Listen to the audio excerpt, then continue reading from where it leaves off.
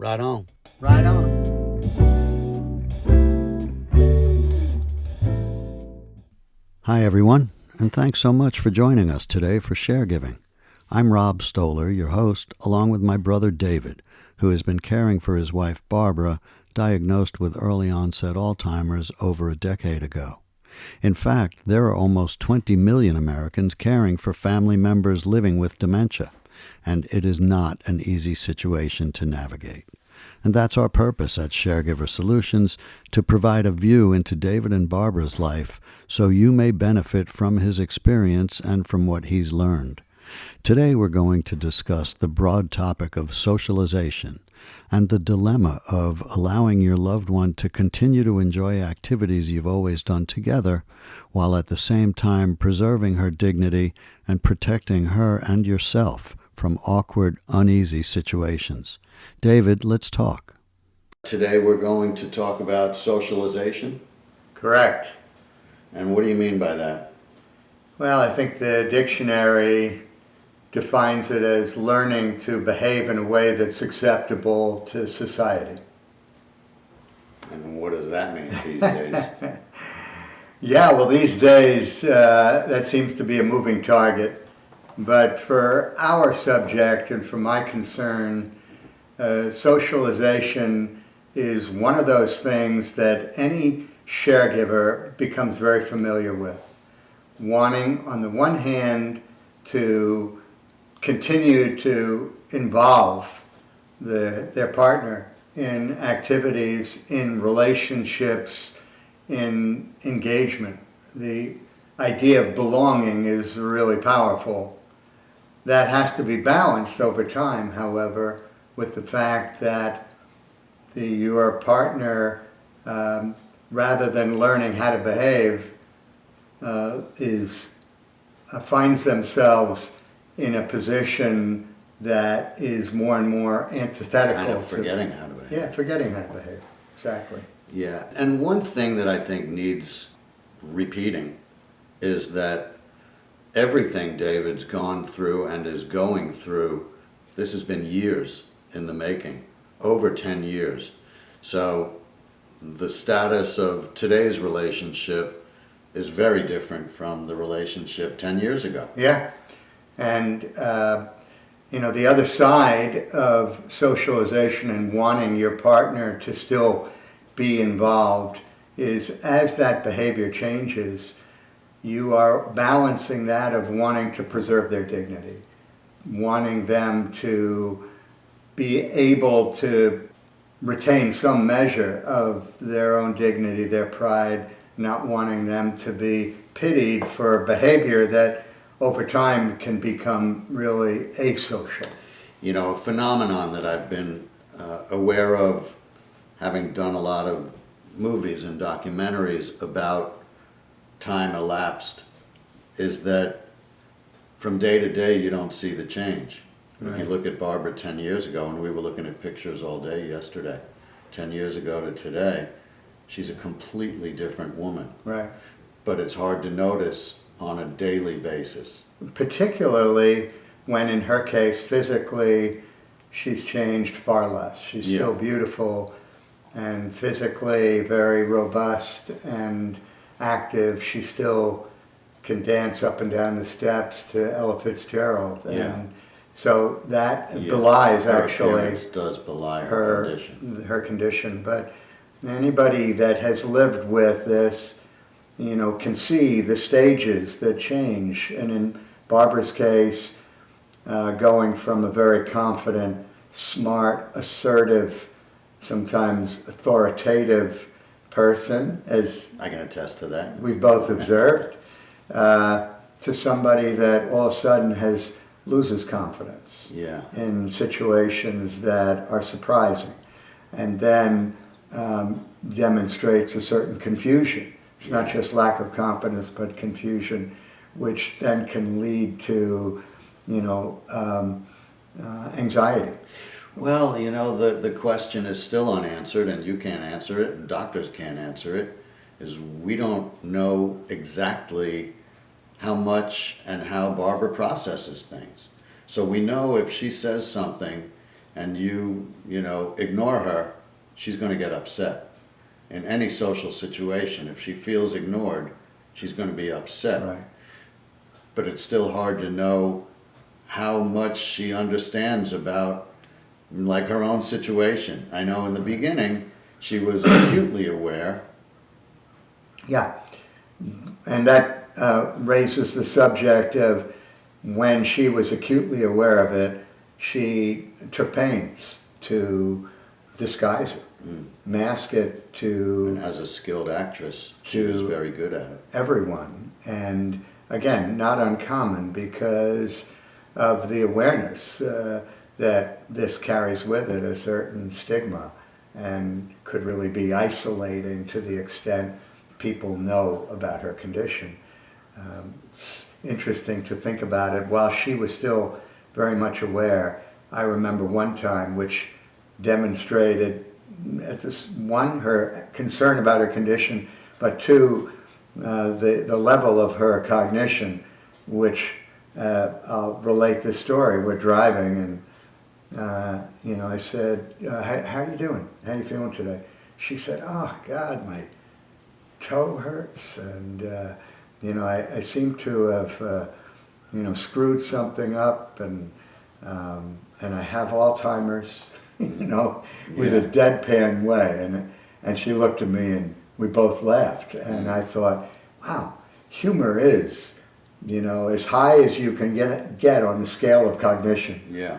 And yet it was talking about something that Not funny. not funny, and was certain to become less and less. Well, you know, this whole thing is kind of a cautionary tale, or at least a tale of experience designed to help our listeners relate to what's happening and get somewhat of a glimpse into their own future.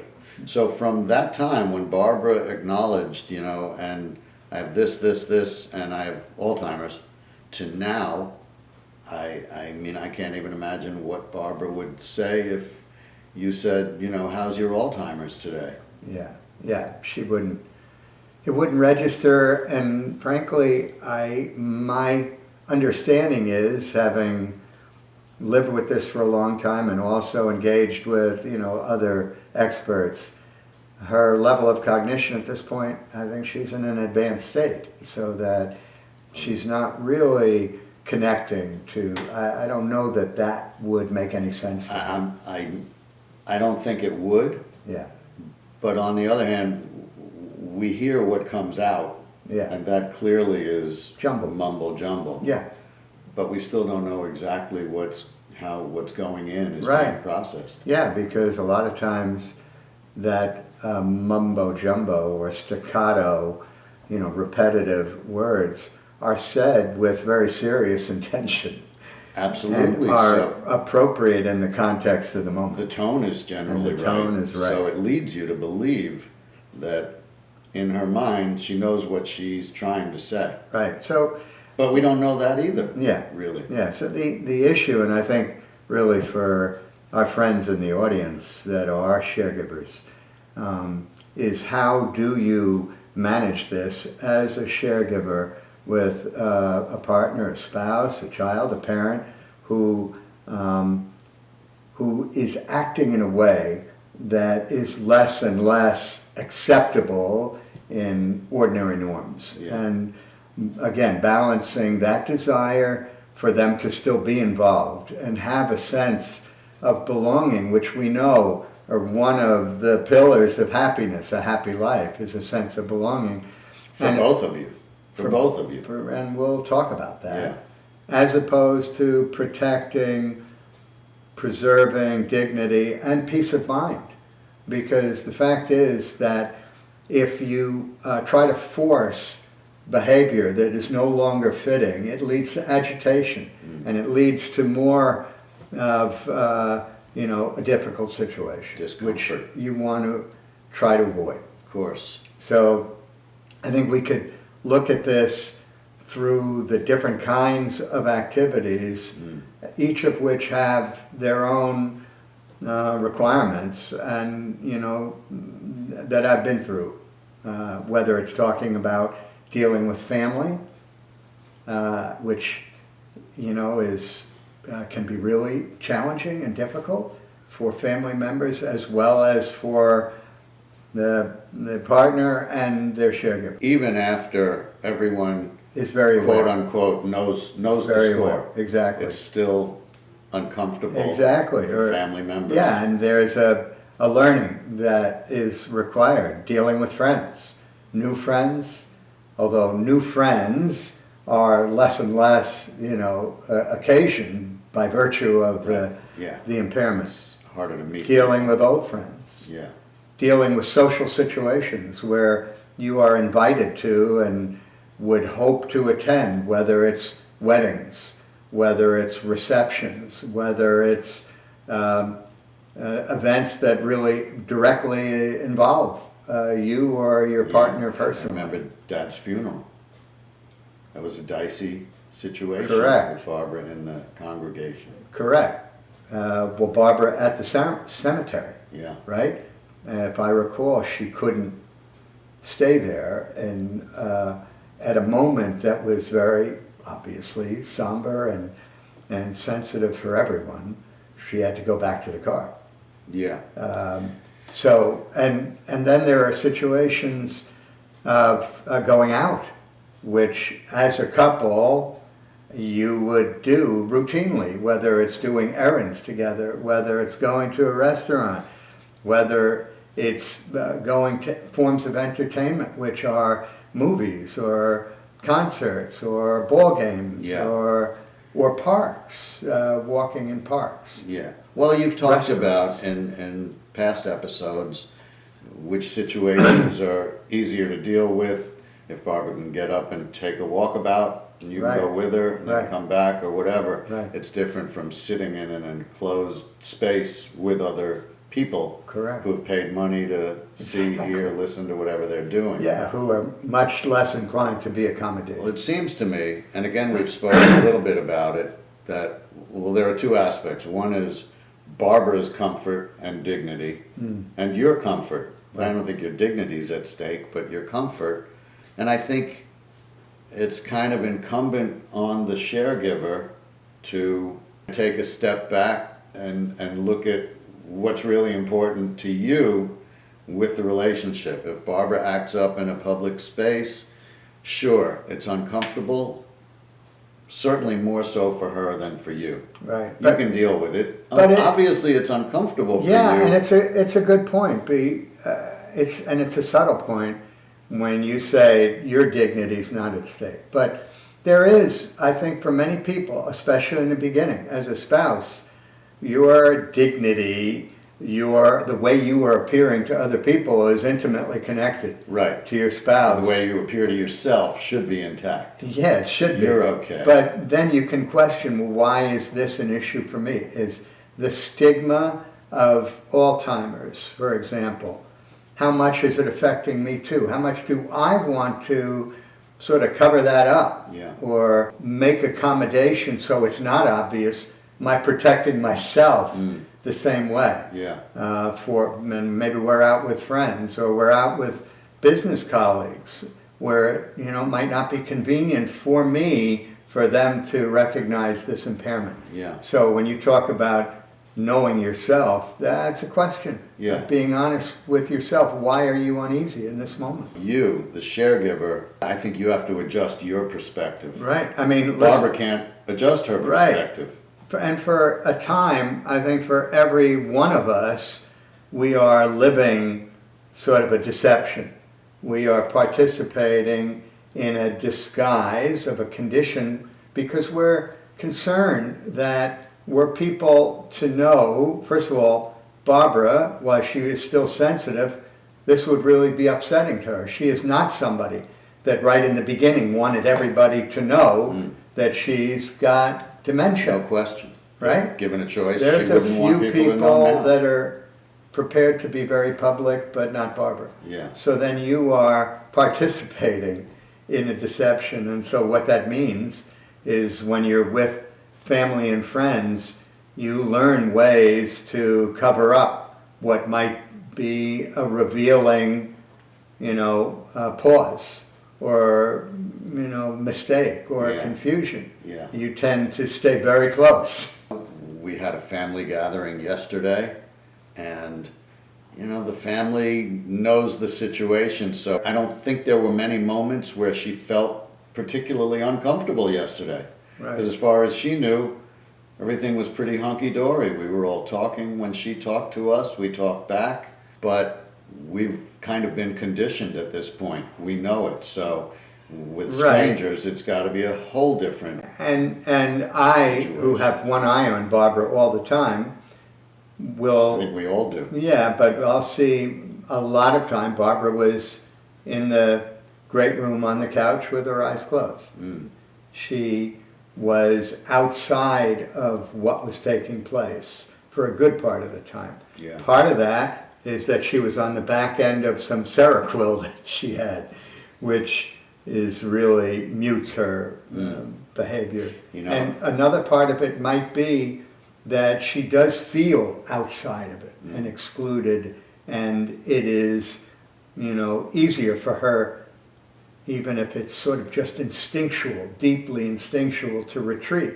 And in fact, we'll talk about later, and I may read a poem at the end of this that's called Our Car is Her Refuge, where much of the day she may be outside while doing things, and then I'll look around, where's Barbara? And she's in the car. We spoke about that in A Day in the Life. Yeah, in the car. And interestingly, yesterday, and again, I gave her a kiss, and she really embraced me and looked me right in the eyes. And I'm not sure what she said. I think she said something like, "I'm in." And I was like, "I am too." But she was so sweet and affectionate to Mom. Yeah. And Mom didn't really know what Barbara was saying either, but she was touching her and going like this and just being so sweet. And of course, Mom just went with the flow. Right. But it's interesting. Again, I'm constantly, as I'm sure you are, wondering how much of what Barbara says is coherent in her mind. Right. So this is the best of it for Barbara. This is family that she feels comfortable with. She may not even know who everybody or anybody is. Yeah. She knows Mom. She feels loved. But if you ask her, who's this? Yeah, she she wouldn't wouldn't be know. able to tell you. And if she asked, who are you? Yeah. She might think you are. Often thinks I'm you. She asked me how I got so good looking. So good looking, I knew that, and younger, right? Yeah, that's, I've been pondering that myself. Well, the social aspect of being a caregiver and that issue of protecting Barbara from being uneasy, uncomfortable, or embarrassed. Yeah, being the object of, pity or... And of you being the object of pity and discomfort. Right, yeah, exactly. So, family is one thing, and even with family, I have made it a point to talk to almost all of our family members, nieces, nephews, cousins, brothers, sisters, about Barbara and the way to interact that is easiest for her and easiest for them, which is to go with the flow. And when they have occasion to be with Barbara alone, let's say, to talk. Yeah. Tell Barbara what's going on. Yeah. No, she will And carry on a conversation. She'll respond, and it'll make her feel good, even if there's no real engagement. Well, yesterday she looked beautiful. Her hair was braided, and Right. everybody said, "Barbara, you look beautiful," and she would responded. say, "Thank you." Yeah, she responded. Now, again, does she know we're talking about her hair and how good it looks? It seems she does, but it's so hard to know. This is such a still Right. unknown area. Yeah, but she's at least picking up on cues that somehow she's being favored or loved or connected. Yeah. I mean, it's more of a challenge with friends. I'm sure. Old friends, and by virtue of our networks and an overall game plan, we invite as often as possible, that's reasonable, people to come bring lunch, visit. Shabbat dinner, Friday night. We have it almost every Friday night, and that can involve old friends and new friends. A lot of times people we don't know. Once again, in those situations, one, to sort of protect Barbara and also make it easier for whomever we're talking to, I always, take time before the event to explain. Orientation. Yeah, to provide some orientation. Yeah. When I do that, I think people are really accepting and they go with it. Old friends, sometimes it's really, you can see that it's painful because they have the history with Barbara. It's painful for everyone. It's painful for you. Right. But, dealing with it over 12 years or whatever is, the shock is gone. It's painful, Right. but it's not shocking. Yeah. For strangers who have known Barbara. Well, for me, not strangers, for friends for who have me, known Barbara. and we'll maybe get a little ahead of a subject that we're definitely going to take up maybe in the next podcast that we'll call Parallel Life. I'm sharing the experience of old friends visiting. We both have a history. I'm aware of trying to include Barbara as much as possible, but I'm also perfectly prepared for her to just wander off, lose interest or feel excluded and go do something else, which is a little confusing at times or concerning to the guests. And I always say, this is cool. Barbara does wander. She has this sort of psychic motor agitation, I think the neurologist called it, by which she feels impelled to move around, to pick up things. to touch things. So I would say to them, before you leave, make sure you have your glasses, your pocketbook, Take an and inventory. any personal items that you care about. Otherwise, I'll be looking for them and I'll mail them to you. Yeah.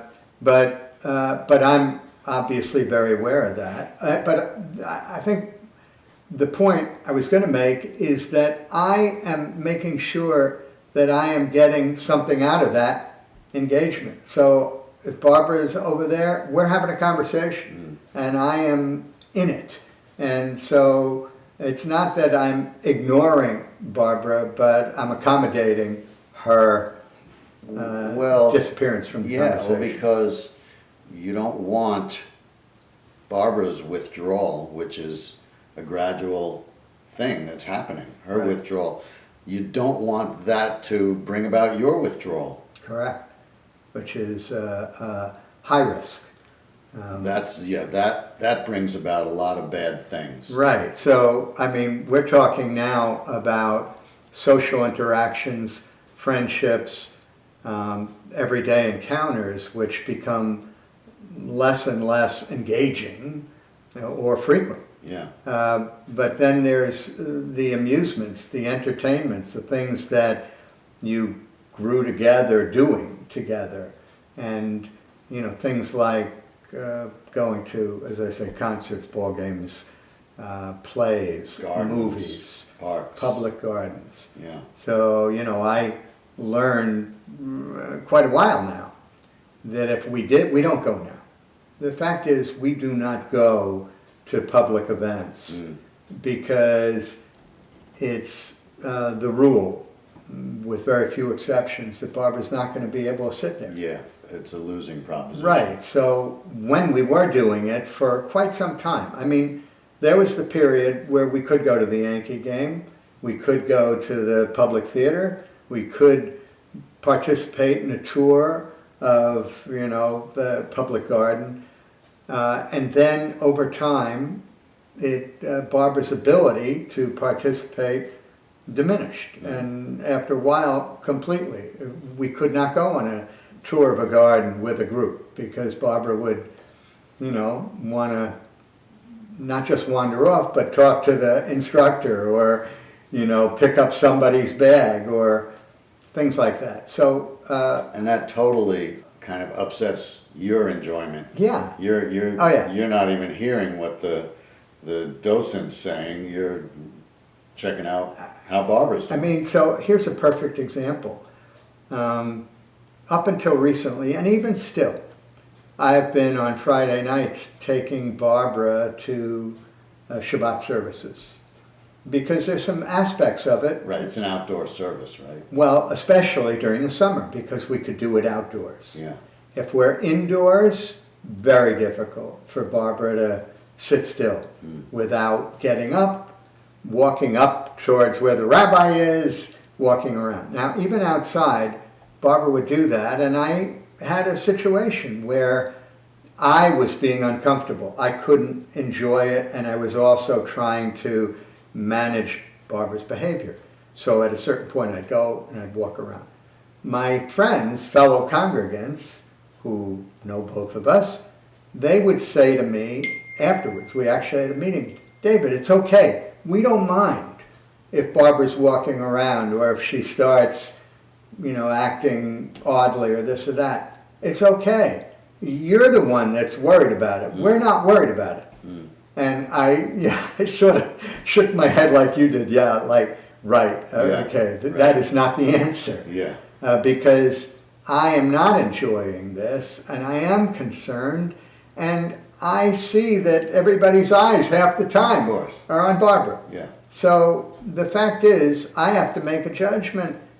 Is she gaining so much from this that it is worth the disruption and the discomfort? Yeah. Or would we be better off not being there? And again, to recount why she enjoys it, she loves the singing, she remembers it. Yeah, I know. She loves the prayers and the cadence of them, like poetry, which I read to her. She loves the ambiance because this is her whole life. She has enjoyed going to temple. Yeah. Those are all the positives, which is why this is literally the last activity that we participate in together publicly. And even then, it's a trial. We just had Rosh Hashanah and Yom Kippur. So Yom Kippur, Kol Nidre, we went to temple. We sat in the back with like 4 other people. That night, of course, there were no lights, so as it got dark, we couldn't see anything.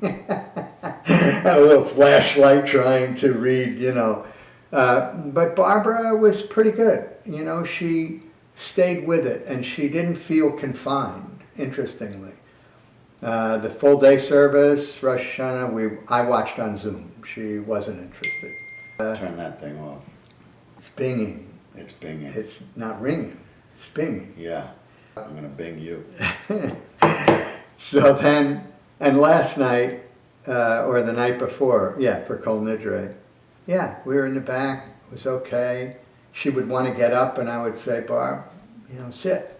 One thing that I changed is when the rabbi says, okay, everybody stand, we do not stand.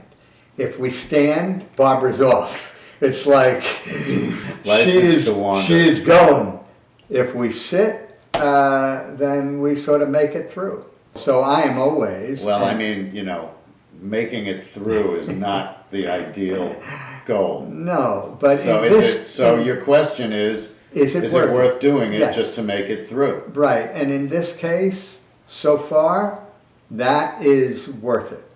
And I get enough benefit. And when the rabbi's doing their sermon and Barbara starts to talk and etc., say, Barb, I'm listening to the sermon. And I say very slowly and directly, you have to be quiet. And she's pretty much quiet. But I would say this is one of the only public experiences that are left that we can still do. There are 2 observations that I've long been aware of. One of the, not saving graces, but as we've said before, there's such a higher consciousness regarding Alzheimer's that very few people, except like your old friends who haven't seen Barbara in 5 years, Right. people aren't shocked. If they don't know, it's like Rosalind Carter's quote, if they don't know somebody who's going through it, they will, if it's not in fact themselves. And I think people who are watching Barbara wander, yeah, they feel they want to be tolerant, they want to be courteous to you and to her, but I'm sure there's some fear like, holy crap, that's Barbara Stoller, you know? Right. I guess on some level it could be me. Yeah, no, so, yeah, to that point, we don't pay Shiva calls to old friends and see other old friends. Absolutely, aren't going to go somewhere where people would be surprised or shocked or come up and want to say, how are you and what's going on. So we don't do it. Yeah. And I mean, that's peace of mind. We'll miss it. We'll call in, Yeah. our regrets. Other places where a restaurant, for example, where up till recently we would go occasionally. And I also found I would go when I had one other person with me that was close to Barbara. Maybe it's Samantha, and somehow it makes it easier, that combination. But even then, we go in and if the waitress doesn't know, Barbara will confuse her, or she might say, well, what did you say? Yeah. What do you want? Yeah. And so I almost always tell the waitress, my wife has an impairment, Yeah. neurological. Oddly enough, as I think about it, I don't really say Alzheimer's. And I'm not sure why, but I always say it's an impairment, neurological. Or I'll say to a checkout person, she has her own language. They know what that means. But you're always accommodating until a moment now where we used to be able to go into Costco. We can't anymore. Yeah. The samples are grabbing food off the shelves or disappearing. And the same, a supermarket used to be a safe haven. Yeah. I loved it. We Yeah. could go, we could walk, Open and- we could shop. Barbara would push the cart. Yeah. So not so easy anymore. No, and we'll certainly continue this. And it's kind of on this side is how it affects Barbara, and on this side is how it affects you. Because everything, these are both happening at the same time. The other observation that I've been so aware of forever, having worked with so many people with disabilities and people in wheelchairs and people without limbs and people who have to be in public all the time and have people stare at them all the time. My friend Simon, all of them are Right. stared at constantly. Right. And they've come, like I've said before, generally to tell me how great life is. Right. All of that stuff, it's not on them, it's on them. Right. But children are different. Put a kid in a wheelchair in a kindergarten class, and by the second day, nobody gives a crap. Nobody cares. That's just what it is. Correct. With kids, everything is just what it is. And I know with Eddie, your 5-year-old grandson, Now 5-year-old. he had, his adjustment period to Barbara was like this long. Correct. Talk about that a little bit. Yeah. And Although it's a little more nuanced than you know. Certainly in the beginning, he felt this extraordinary and natural sympathy to Barbara. If he knew something was wrong, he wanted to hold her hand. Because she would get agitated. But initially, I'm sure he was a little afraid because Barbara didn't even really know who he was. Right, and that continued. And even now, I think that Eddie has some discomfort, even though I think he understands that something is wrong with Bubby. But because she could act aggressively towards him. Yeah. Or take a toy out of his hand. Yeah. Without really intending to be mean, but that's the way it would appear. Yeah. So he, I think, still harbors a little fear or anxiety, although she seems to be better with him. And again, what do I do whenever we're going to go to Jessica's house and see the kids, or even something like yesterday? Xanax, half of Xanax works wonderfully. It reduces. For who? For me.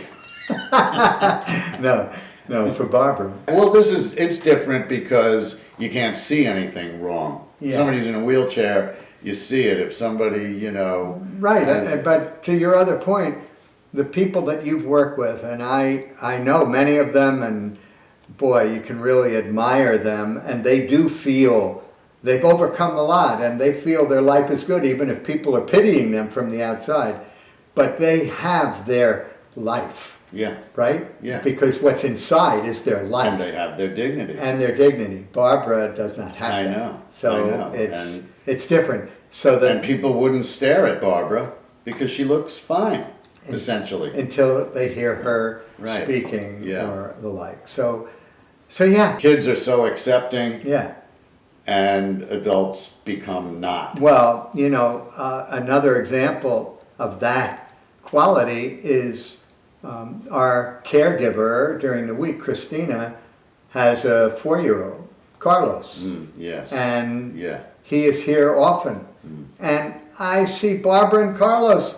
He's holding her hand. They're walking together. He's sitting down to eat and he's giving Barbara half of his food.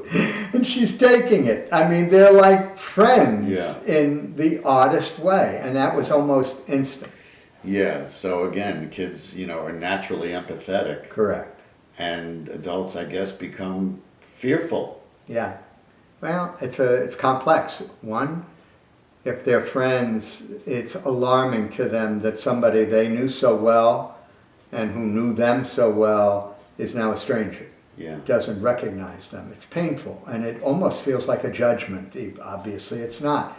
And secondly, they see themselves all of a sudden. This vulnerability is exposed so graphically in the example of their friend that Yeah. this could be them. Yeah. So And probably more particularly with Barbara because she was, uber active and uber on top of things and uber involved and just, correct. she was like that woman who was Yeah. doing this, that, Chairman, and the other thing, full speed ahead on Chairman, all. president, founder, and also in a very self-effacing way. She was not, look at me. Oh, right. She was very Yeah. committed, but she was really on point all the time. Yeah. There was nothing. And there wasn't an issue she didn't have a strong feeling about.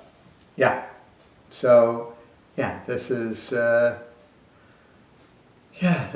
a kind of acceptance that is difficult for a lot of people, and part of the sharegiver's job is to try to, pave the way. Well, and I think part of the caregiver's responsibility to him or herself is however it's done, to retain your dignity. Understand that I have lots to live for. My life is good. I have to do this, but it's probably a constant situation. But you have to remind yourself that, again, it's not me, it's them. If people are feeling sorry for me and everything else, that's kind of on them. I'll tell you on that point. Do you ever find yourself feeling sorry for yourself? No, not really in that sense. I mean, anybody in my position wishes somehow this could pass. Or wishes it never happened. Or certainly wishes it never happened. But on the point you were just making, the way I dealt with it, and I think kept my dignity, although I never was so worried about my dignity, but I included Barbara even when her condition was pretty advanced. So the way I addressed it, and the reason that I got a lot of benefit from this, is I would include Barbara unless it was important board meeting or this or that, I'd find somebody to help. But there were many times where Barbara, I remember one time that we were with the head of the Museum of Modern Art in Montreal, this special dinner, and in the middle of the dinner, Barbara literally put her head in her hands and went to sleep. There were 6 of us. But, I said, listen, don't mind her, she's tired. The way I handled it, they felt that they admired me more. It wasn't a question of, my self-respect or the respect that I was held in. It was enhanced. I think that's... And so it is on the caregiver, not always easy, but to the extent that I always accommodated Barbara and tried to include her and tried to take care of her in those moments, but without it really affecting me, at least, obviously. Right. I think it earned me more respect than it cost me. Well, I think, And does. it is admirable. And I think the most important point here is the need to maintain your self-esteem. It is one thing to be accommodating and to manage the situation in the way that you can achieve peace of mind, for yourself. Yeah. Without worrying about it or fretting about it or saying, woe is me. No, you don't want to be there. You want to do things that enable you to feel okay and feel at peace. And for the most part, I'm able to do that. That is only half of the story, though, because if you are denying yourself all the pleasures that you otherwise have enjoyed with your spouse that are no longer available to you in every possible way, whether that's enjoying art and music and sports and conversation and intimacy. Those are big things and very, they're irreplaceable in a way. Now, many people, maybe most people that are caregivers live without, they don't, it's really hard to secure those things that you once enjoyed or experienced. I think there is a way to do that, though, and it takes an effort, and it takes a mindset, and it takes a game plan, and it takes Networks. All the stuff we're talking all about. the things we're talking about, but it's really important. I call it having a parallel life, which is not in any way compromising the care, the attention, the engagement you have with your partner, but it is also creating a life for yourself that is engaging and provides the kind of enthusiasm and joy that you can only achieve through those things. I think ironically, it enhances your caregiving relationship. Yeah, absolutely. So let's take that up in the next podcast. Right? Thank you so much, everybody. We will be back next week, probably to talk about self-esteem and all those good old things. But in the meantime, keep sharing. Sharing is the way of caring. And thank you so much for listening today. So long.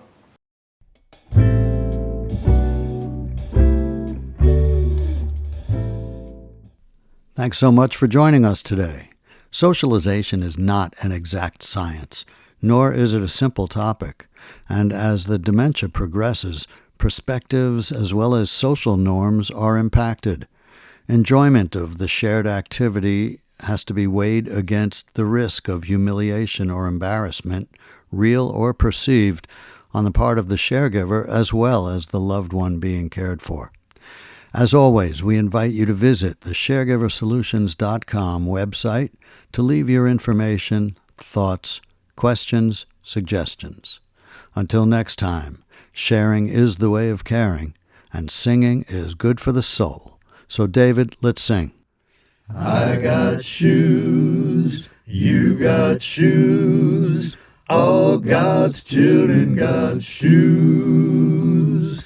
When I get to heaven, gonna put on my shoes, I'm gonna walk all over God's heaven, heaven, heaven. When I get to heaven, gonna put on my shoes, I'm gonna walk all over God's heaven.